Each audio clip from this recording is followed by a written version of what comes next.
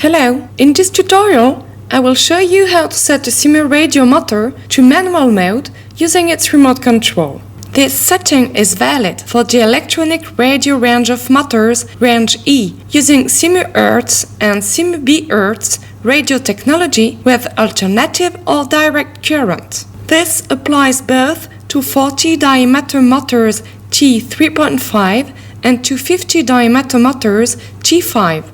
Note that to prevent interference, if you have several motors to program, only connect one at a time.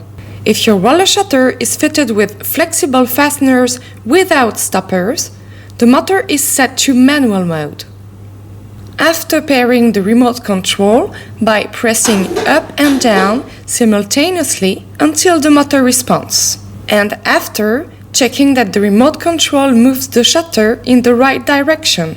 If you see that the shutter's rotational direction is not right, then hold down the stop button for several seconds until the motor responds. At this stage of the programming, the manual mode can be set. It's easy to do. Use the down button to position the shutter in the desired down position.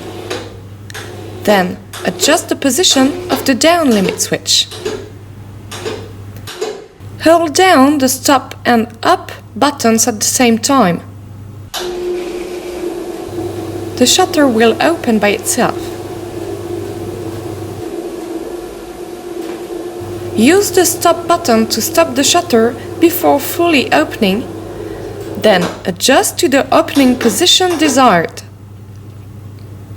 Now press the stop and down buttons at the same time. The shutter will close by itself. Use the stop button to stop the shutter as it closes. Hold down the stop button for 2 seconds to validate the setting. The motor will rotate for half a second in one direction and then in the other direction. That's it. Now to save and finish setting of manual mode, hold down the prog button on the remote control until the motor responds. Your motor is ready to use. In the other tutorials in this playlist, I will explain the procedure for the 3 other unlimited setting modes.